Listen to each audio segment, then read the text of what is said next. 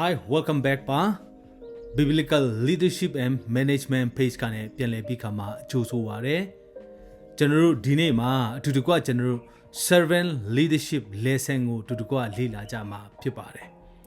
ဆိုတော့ကျွန်တော်တို့အမြဲတမ်း servant leadership အစီခံခေါင်းဆောင်မှုဆိုတာကကျင့်သုံးသောသူတိုင်းရဲ့ leadership ပိုင်းမှာထိရောက်မှုပေါင်းမြောက်များစွာရှိပါတယ်ဒါကြောင့်မဲအစေခံခေါင်းဆောင်မှုဆိုတာကကဘာမှာနာမည်ကြီးနေတဲ့အစေခံခေါင်းဆောင်မှုဖြစ်ပါတယ်ခေါင်းဆောင်မှုတကားထဲမှာအစေခံခေါင်းဆောင်မှုကအယံမဲမြင့်မြတ်တဲ့ခေါင်းဆောင်မှုတစ်ခုဖြစ်ပါတယ်ဆိုတော့ဒီအစေခံခေါင်းဆောင်မှုကိုကျွန်တော်က biblical view တမဗေဒဘိုင်းဆိုင်ရာနဲ့ကျွန်တော်အတူတကွလေ့လာကြမှာဖြစ်ပါတယ်ဆိုတော့ကျွန်တော်တို့လေ့လာကြအောင်ဆိုတော့နံပါတ်1ချက်အနေနဲ့အစေခံခေါင်းဆောင်မှုကိုကျင့်သုံးသောသူရဲ့နံပါတ်1ချက်တွေးလို့ရတဲ့အရာကနှိမ့်ချမှုသည်အင်အားဖြစ်တယ်။နှိမ့်ချခြင်းအသက်တာဟာ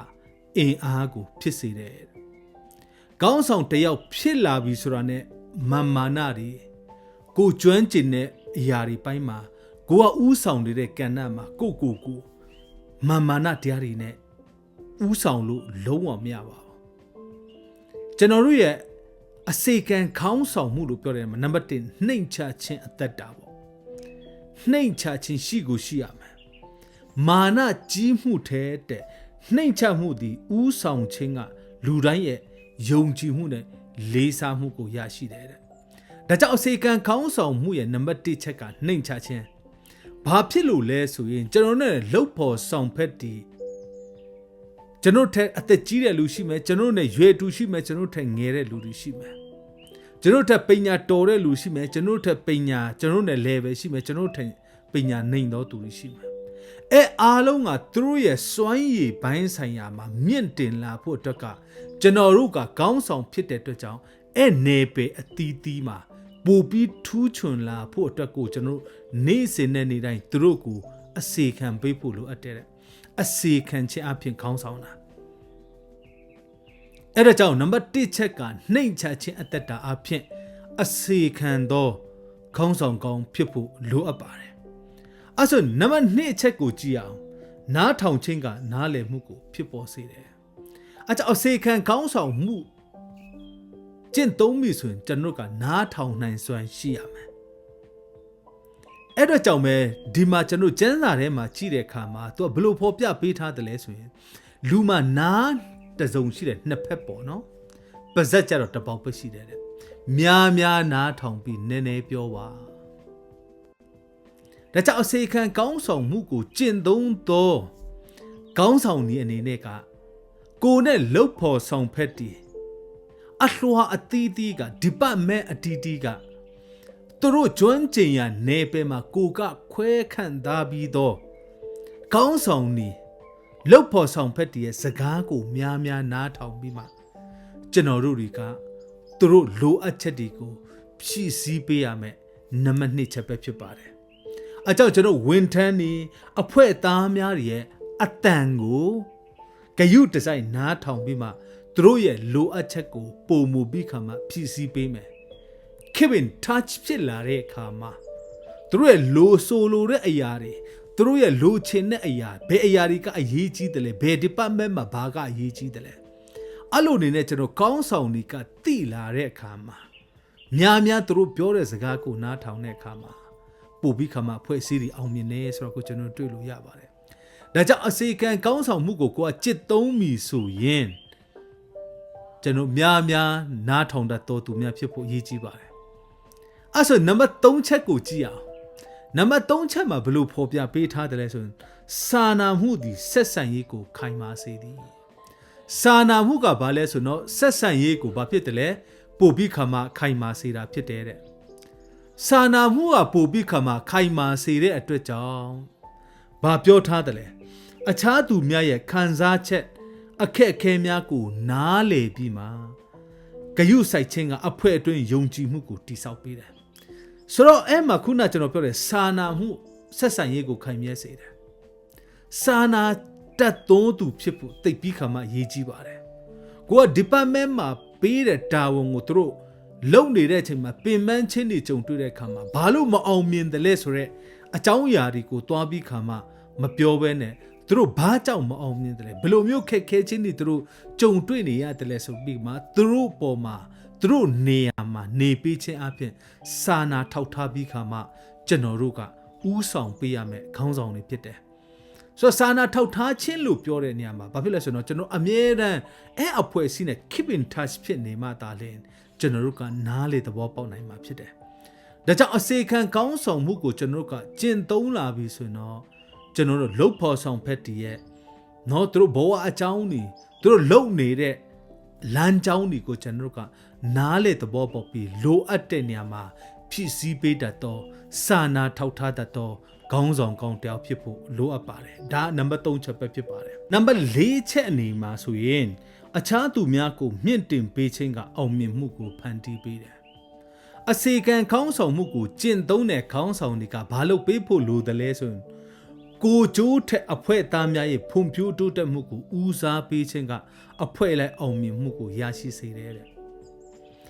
ငါတာလင်ကောင်းဆောင်ဖြစ်တဲ့အတွက်ကြောင့်ငါကအမြင့်ဆုံးဖြစ်ရမယ်ငါကအရာအလုံးကိုဦးဆောင်ရမယ်ဆိုတာကအစေခံခေါင်းဆောင်မှုထဲမှာမပါပါဘူးအစေခံခေါင်းဆောင်မှုဆိုတာကိုယ်နဲ့လှုပ်ဖော်ဆောင်ဖက်တည်းရဲ့စွမ်းရည်ဟာတနေ့ပြီးတနေ့ဒိုးတက်လာဖို့အတွက်ကိုပို့ပြီးခါမှကျွန်တော်ကဦးစားပေးရမှာဖြစ်တယ်အဲ့လိုပြောတာနဲ့ကိုကကောင်းဆောင်ဖြစ်တဲ့ခါမှာမတိုးတက်ရဘူးလို့မဟုတ်ပါဘူးကိုကပုံဥပမာဖြစ်ရမယ်ကိုက example ဖြစ်ပြီးကိုတိုးတက်တယ်လို့ကိုမနဲ့လှုပ်ဖော်ဆောင်ဖက်တည်းရဲ့ skill တွေပို့ပြီးခါမှကျွန်တော်ကမြင့်တင်ပေးနိုင်တော့ခေါင်းဆောင်ဖြစ်ဖို့လိုတယ်ဒါကသာလျှင်အစေခံခေါင်းဆောင်မှုလို့ကျွန်တော်ခေါ်တာဖြစ်တယ်ဒါကြောင့်အစေခံခေါင်းဆောင်မှုကိုကျွန်တော်လှုပ်လာပြီဆိုတော့ကိုနဲ့လှုပ်ဖော်ဆောင်ဖက်အသင်းလိုက်အဖွဲ့လိုက်ဒီကပို့ပြီးခါမှတနေ့ပြီးတနေ့ပို့ပြီးအောင်မြင်လာဖို့အတွက်ကိုကျွန်တော်ကဦးစားပေးတော့လူဖြစ်ဖို့အရေးကြီးတယ်ဒါမှသာလေအစေခံခေါင်းဆောင်မှုဖြစ်တယ်ဒါကြောင့်ကျွန်တော်တို့ရဲ့အသက်တာထဲမှာပုံမှန်လေးနဲ့ကျွန်တော်တို့ကဒိုးတက်တယ်လို့ကိုနဲ့လှုပ်ဖော်ဆောင်ဖက်ကျွန်တော်တို့ရဲ့ leadership နဲ့အမြဲတမ်းထိတွေ့နေတော့သူအားလုံးကနေ့စဉ်နဲ့နေ့တိုင်းသူတို့အသက်တာမှာလည်းဒိုးတက်ဖို့သိပြီးခါမှအရေးကြီးပါတယ်တမျိုးနဲ့ပြောရတော့ leaders man နဲ့ခေါင်းဆောင်မှုကခေါင်းဆောင်များကြီးကိုမွေးထုတ်ပေးတယ်ညံ့တဲ့ leadership ကတော့ follower များသူ့နောက်ကိုလိုက်စေချင်တော့သူကိုမွေးထုတ်ပေးတယ်ဒါကခေါင်းဆောင်မှုတော်တာနဲ့ခေါင်းဆောင်မှုညံ့တာဖြစ်တယ်ဒီမှာတော့အစေခံခေါင်းဆောင်မှုမှာကျွန်တော်ကြည့်တဲ့အခါမှာကိုနဲ့လှုပ်ပေါ်ဆောင်ဖက်တည်းရဲ့အရေးအသွေးတွေကိုအစဉ်အမြဲမြင့်တင်ပေးသောခေါင်းဆောင်ကောင်းဖြစ်ဖို့နံပါတ်4ချက်ကဖော်ပြပေးထားတာဖြစ်တယ်အဲ့ဆိုနံပါတ်5ချက်မှာကျွန်တော်ကြည့်တဲ့အခါမှာဘာတွေ့ရတယ်လဲဆိုတော့ရေရှည်ရေမှန်းချက်တည်တည်ငြိမ်မှုကိုပေးသည်ကျွန်တော်တို့ကကောင်းဆောင်အစေခံကောင်းဆောင်ဖြစ်လာပြီဆိုရင်ကျွန်တော်ရေရှည်ကိုဦးစားပေးရမှာဖြစ်တယ်ရေတိုထက်ရေရှည်ကိုဦးစားပေးရမှာဖြစ်တယ်ဘယ်လိုဦးစားပေးမလဲ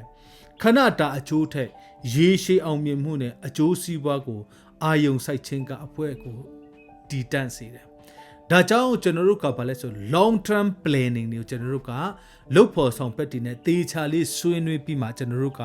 အစဉ်အမြဲတည်ဆောက်တတ်သောခေါင်းဆောင်ဖြစ်ဖို့လိုအပ်ပါတယ်ကိုကခေါင်းဆောင်မဲ့ဆိုပြီးကိုတယောက်တည်းကပဲအသင်းအဖွဲ့ကိုဦးဆောင်ပြီးဆိုရင်တော့အစေခံခေါင်းဆောင်မှုမဟုတ်ပါဘူးအစေခံခေါင်းဆောင်မှုဆိုတာကရေရှည်သွားဖို့လမ်းကြောင်းမှာ